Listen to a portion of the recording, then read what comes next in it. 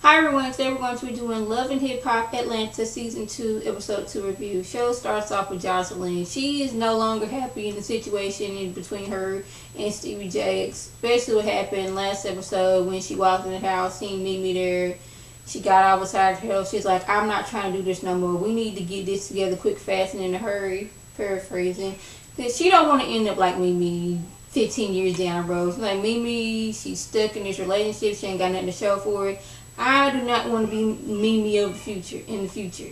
I just do not want that for myself. So me and you, Stevie, we're gonna have to get this together quick, fast, and in a hurry. Okay? We're gonna move over to Eric and Scrappy. Scrappy just came in from Miami, I believe it was, I guess, doing a concert or whatever. And Eric wants to let it be known, hey, me and my mom, we had a talk, and she's still not believing in this, us getting married. She's basically like, okay, I believe it when I see it. And Scrappy don't understand where she's coming from, but I kind of do. You already then cheated and left her for Diamond, and then when Diamond left you, you came back, and then you was cheating with Bucky. So you don't really have much to stand on for being upstanding to be my going to marry my daughter. She just don't see it, but that's her feelings, and I kind of understand where she's coming from. Like, you didn't cheat and did all this stuff in the past. What makes now different? So Eric's like, I need you and Mama to sit down and have this talk so y'all can hash this out. So I want her to be happy for me. I want her to believe that you have changed. So he's like, okay, I guess I can do that. So Mimi and K Michelle, they're at the gym.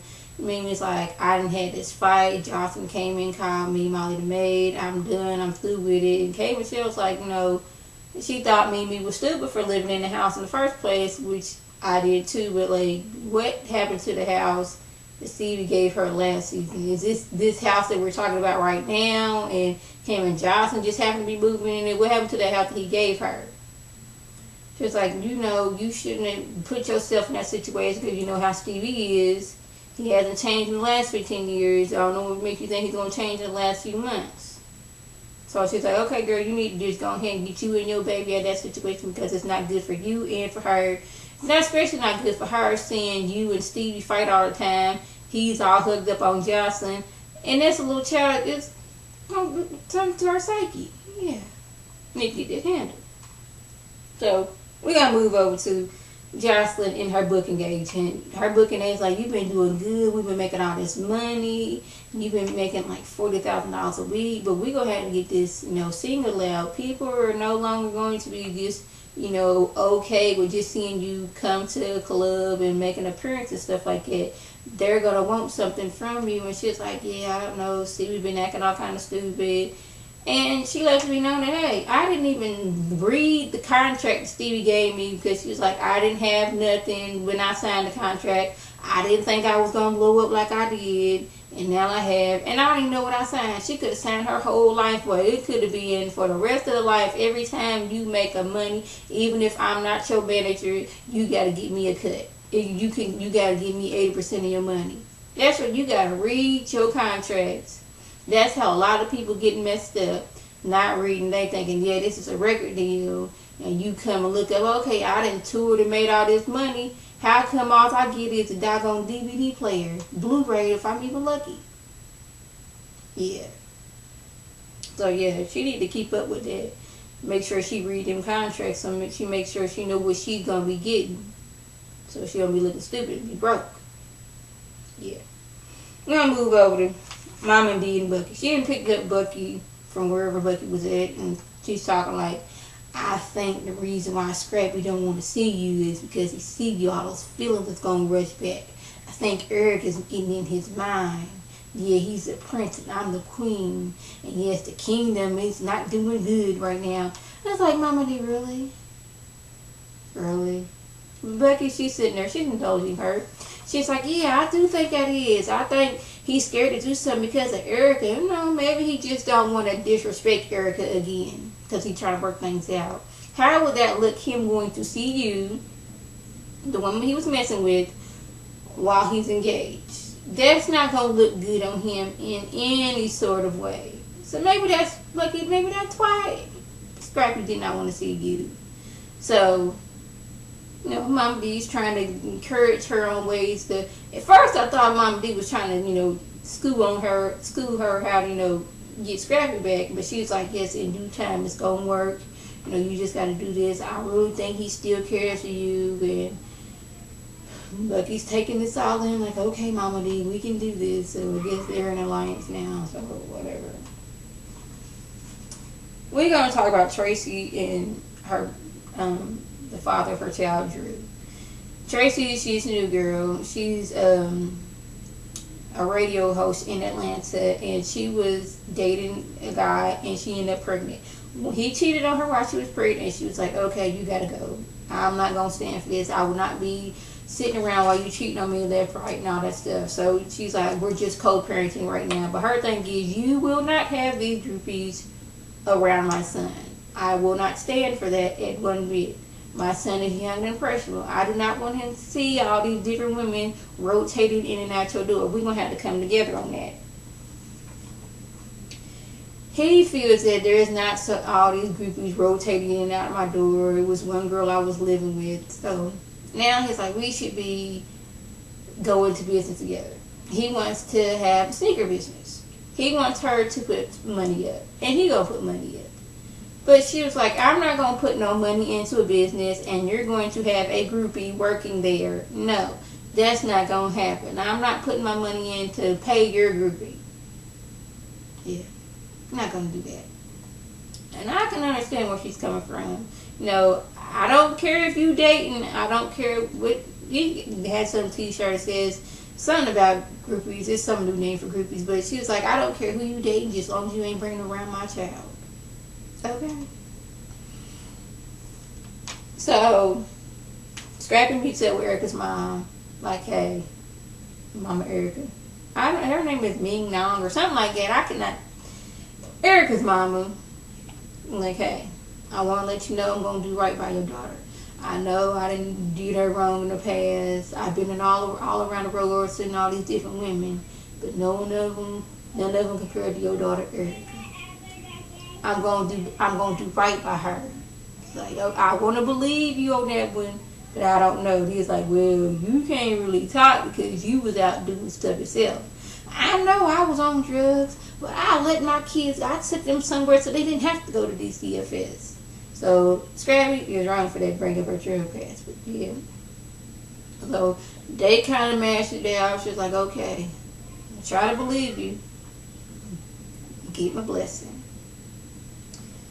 So Mama D, she goes to see. I'm looking at my notes. Mama D goes to see Scrappy at the studio, I guess, and her hair is like throwing me off because it's like that front part. I'm guessing that's her leave out section. She's not blending it in well with the rest of her hair, so it kind of looks like a mullet almost. And like every time I see her, it's like getting on my nerves. Now I know my hair is not always the best, but I'm not on TV where somebody's gonna be doing my hair for me. It's just that it's not blending well like it should be. It's just like the rest of the hair is just laying, and that one's just like laying on top of it, really noticeably. But anyways, she's there like, yes, Scrappy, here to talk to you. You need to keep your one eye open.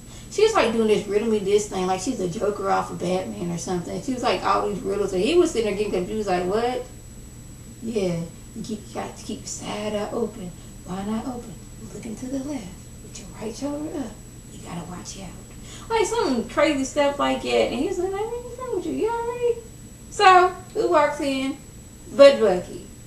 She walks in, stands behind Mama D. Mama D's like, yes, I brought her in. First, I thought Bucky was going to come in and cut up all kinds of food. But she didn't. She came in. She, apparently wanted to scratch him, cut him, do all kinds of stuff. But she came in calm. She's like, Scrappy, you was the last person that I thought would do this to me. I love you so much. We've been friends for so long. And the way you turned and did that, it really hurt me. I know you with your baby's mother and all, but I want to be happy for you. I just wish you hadn't done that to me. And it seems to me that Bucky, she just wanted closure. She didn't get that. Because Scrappy just out of nowhere, hey, Erica, you want to marry me? and like Bucky were no longer thought about. And that hurt her. She's like, I still love you, but I just needed this closure so I can move on. Yeah. So, Stevie J, we're going to move over to Stevie J. He goes have a conversation with Benzino like, hey, I don't know what to do. They're always fighting and yelling at me. I don't know what to do. Benzino's like, you know what's up. You trying to play Mimi and Johnson at the same time and they're no longer having it. You need to figure out who you want to be with. You got Mimi living up in your house, but you got Johnson over here. This, that, and third. You need to make a choice. Yeah, he did that creepy little squirrel smile thing. It's like, can I stay here? Benzino's like, no, you're not staying here. You need to go home and fix this. Fix it now. And at one point, you was trying to treat me like one of your girls. Change your number. I ain't hearing from you. And I gotta say this. I don't know what it is about Benzino, but unless he got like a teenage body with like an old man's face, and it's kind of throwing me off. And I'm not trying to be mean towards Benzino. It's like his face and his body don't look like they match. Like he got this like not adolescent, but this like teenage, almost could be grown man body, but not quite there yet, but this older face. And it's like really throwing me off. Yeah. Comment below if it's just me that's feeling that way. So yeah. Well, that's why we're gonna move over to this Mimi. She's like, hey, Stevie, I can't do this no more. I done went and got me a place of my own, and me and my baby we leaving. You can have Jocelyn here. I don't care. Y'all do what you do, but I'm gone. Let me see this place before you move my daughter over there. I want to see where she's staying at. Oh, no, you will not be knowing where I'm living at. You know I can find you. And me, I was reading between the lines, and I think somewhere he was threatening her, but he didn't actually go out and threaten her. That's my nephew. Hold on, baby. Yeah. So, yeah. So she gets up, walks away. Camera security had to hold him off like, hey, you do something, that's your tail. Yes. You can come at us if you want to. He's breaking loose, fighting, scratching, trying to do all that stuff. Mimi goes and gets the rest of her things, gets her car, and shoots off. Yeah. So that was the gist of the episode. If I left anything out, by all means, leave a comment or a video response. Like always, I want to thank my subscribers and the people who watch my videos. I want you to like this video, comment, and subscribe. And share this video with your friends on Facebook, Twitter, and here on YouTube. This is Lady T signing off. Have a good one.